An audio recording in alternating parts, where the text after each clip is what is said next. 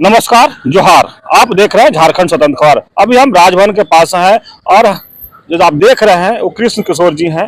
ये काला धन वापस लाओ के तख्ती लेकर के राजभवन के पास है और हम जानेंगे कि तख्ती और ये जो बैनर लगाए हैं काला धन वापस लाओ, जनता को करोड़पति बनाओ, और ये राजभवन क्यों आए सब तख्ती में लिख करके, यही जानेंगे कृष्ण किशोर जी से। क्या कहेंगे?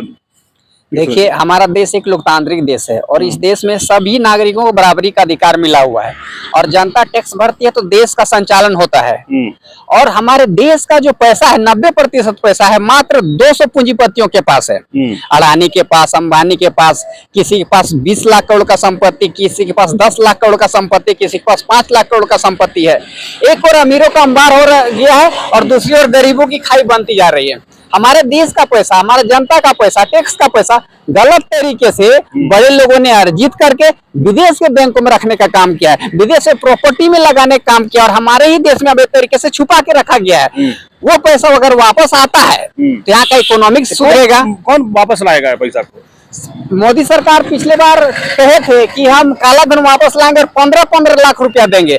हम मोदी जी से कहना चाहते हैं कि मोदी जी 15-15 लाख जो बोले थे काला धन वापस लाने के बाद किए थे, आप वापस लाइए काला धन और 15-15 लाख में 1-1 करोड़ रुपया दिए और देश की जनता करोड़पति बनाइए। आज हमारे देश में बैंक का जो स्थिति है, आज साधारण व्यक्ति लोन लेने जाता है तो लोन नहीं मिलता है और अडानी अंबानी को सरकार ने लाखों करोड़ रुपए देकर लोन माफ कर दिया है। किस पर प्रभाव पड़ रहा है? इसका जनता पर प्रभाव पड़ रहा है। महंगाई बढ़ गया है, कमीशन खोरी बढ़ गया, भ्रष्टाचार बढ़ गया, धांधली बढ़ गया है, धोखाधड़ी बढ़ गया है। सरकार क्या कर रही है? आज जो रिचार्ज 200 में होता था 300 लिया जा रहा है, जो गाड़ी 80,000 में मिलता था 1.5 लाख में मिल रहा है, जो गाड़ी 4 लाख में मिलता था उसके लिए 8 लाख वसूल किया जा रहा है। सरकार कर क्या रही है? कौन है जो सरकार इन लोगों को पूरा खुला छूट दिया है देश की जनता के साथ लूटपाट करने का? इसका मैं विरोध करता हूँ और चाहता हूँ कि देश की जनता जागे और हमारा जो पैसा है, जनता का टैक्स का पैसा है, वो चाहे विदेश में हो चाहे हमारे ही देश में छुपा कर रखा गया है, बाहर निकाला जाए और जनता के बीच बांट दिया जाए। लगता है कि काला धन वापस आएगा। मोदी जी का 10 साल का कार्यकाल पूरा हो गया है और अभी भी आप मांग रहे हैं। देखिए, लोकतांत्रिक देश में जनता ही सर्वोपरि होता है। जनता जब चाह लेगी ना तो बड़े बड़े कारनामे कर देगी, चाहेगी तो सत्ता उखाड़ के फेंक देगी। जनता के कोई नहीं, संविधान में जनता को सर्वोपरि माना गया। जनता चाहेगी तो काला धन भी वापस आएगा और जनता को करोड़पति भी बनाना पड़ेगा। लेकिन जनता तो 2-2 बार उनको मौका दे रहा है। इस बार देखिए मौका दिया है 2024 का चुनाव में भी, फिर भी बोलते हैं कि जनता उखाड़ के फेंक देगी। देखिए, जनता तो जरूर मौका दे रही है, लेकिन यही जनता है कि गद्दी से उखाड़ के फेंकने का काम करेगी। जब जनता को लगता है कि नहीं ठीक है इस बार दे देते हैं मौका, अगर अगले बार जनता के लिए काम नहीं हुआ, महंगाई नहीं कम किया गया, भ्रष्टाचार नहीं खत्म किया गया, बड़े लोग का जो लोन दिया गया उसे वापस नहीं लाया गया, सहारा में जो पैसा घोटाला किया गया, जनता को सहारा का पैसा नहीं लौटाया गया, तो मैं गारंटी के साथ कहता हूं कि अगले बार मोदी सरकार नहीं आएगी। जो भी जनता के साथ खड़ा होगा उसकी सरकार आएगी। आप लोग दोनों मिल करके लगता है कि काला धन वापस मंगवा लेंगे मोदी जी से? देखिए, आंदोलन की शुरुआत कोई अकेला दिमाग से होता है, अकेला मस्तिष्क से होता है। ताजमहल पहले कहाँ बना? किसी के मस्तिष्क में बना। उसी तरह ये आंदोलन का रूपरेखा हम लोग लाए हैं और पूरे देश में इस आंदोलन को फैलाएंगे और काला धन वापस ला के रहेंगे और जनता करोड़पति बना के रहेंगे। दोहरी नीति नहीं चलेगी, ये आप लिखे हैं कृष्ण को तख्ती में, इस पर क्या कहेंगे? देखिए, दोहरी नीति का मतलब क्या कि एक और गरीबों के लिए अलग सिस्टम, अमीरों के लिए अलग सिस्टम। अगर कोई गरीब व्यक्ति बैंक के दरवाजे में लोन लेने जाता है तो उसे लोन नहीं दिया जाता है। अगर वही व्यक्ति जनता का हितैषी, मतलब जो सरकार का हितैषी व्यक्ति हो, अमीर व्यक्ति हो, अडानी हो, अंबानी हो, बैंक लोन लेने जाता है तो बैंक वाले तुरंत उसे लाखों का, करोड़ों का लोन दे देते हैं। तो दोहरी नीति है कि नहीं? जब कोई गरीब व्यक्ति फंसता है कानून के पछड़े में तो उसे सजाएं दी जाती है, जब अमीर व्यक्ति फंसता है कानून के पछड़े में तो उसे बचाने का प्रयास किया जाता है। एक और अडानी, दूसरी ओर गरीब जनता। आप सरकार दो नेत्रों से देख रही है, उसके लिए अलग कानून, अमीरों के लिए और गरीबों के लिए अलग कानून। आप कांग्रेस का आदमी तो नहीं ना है? कांग्रेस वाला भी बहुत अडानी अवानी करता है।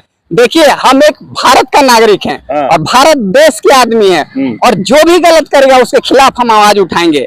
आज जनता को पौष्टिक भोजन नहीं मिल रहा है, जनता को वही भोजन मिलना चाहिए जो प्रधानमंत्री महोदय खाते हैं, जो कैबिनेट सचिव खाता है, जो अडानी खाता है, जो अंबानी खाता है। समानता होना चाहिए तो सब में होना चाहिए, धर्म में होना चाहिए, शिक्षा में होना चाहिए, स्वास्थ्य में होना चाहिए, भोजन में होना चाहिए, कानून में होना चाहिए। तो आप लगता है कि जिस तरह से आप राजभवन के पास धरना देने आए हैं, तो जिस तरह से मोदी जी वादा किए थे कि हर जनता को 15-15 लाख रुपया मिलेगा, काला धन वापस लेकर आएंगे, मैंने वही चीज को आप चाहते हैं कि देश में आए और गरीबों को या जो भी जो है उनको खाते में 15-15 लाख रुपया लाए, यही इसी के लेकर आप धरना दे रहे हैं? जी बिल्कुल, आप देख रहे हैं कि हमारे देश के ऊपर 205 लाख करोड़ रुपया का कर्ज हो गया है। कहाँ गया पैसा? देश की जनता जानना चाहती है। आज पिछले 10 सालों में 20 लाख करोड़ का लोन माफ कर दिया गया बड़े लोगों का। इसका प्रभाव जनता पर पड़ रहा है। रोजगार नहीं मिल रहा है जनता को, अच्छा स्वास्थ्य सुविधा नहीं मिल रहा है, अच्छा शिक्षा नहीं मिल रहा है, और तो और अच्छा भोजन नहीं दे पा रही है सरकार। चलिए, कृष्ण किशोर जी की बात ये कहना है कि जो मोदी जी कहे थे कि काला धन वापस लाएंगे, जनता के खाते में 15-15 लाख रुपया डालेंगे, उसी को लेकर के राजभवन के पास आज धरना पर बैठे हैं। लेकिन हमारे साथ एक और उन्हीं का साथी है, उनसे भी बात करते हैं। क्या आपका नाम हुआ? जोहार। मैं आपके सभी दर्शकों को जोहार करता हूं, झारखंडी जोहार। मेरा नाम गुलसाद अशरफ हुआ और काला धन वापस लाओ जनता करोड़पति बनाओ का हम राष्ट्रीय उपाध्यक्ष है।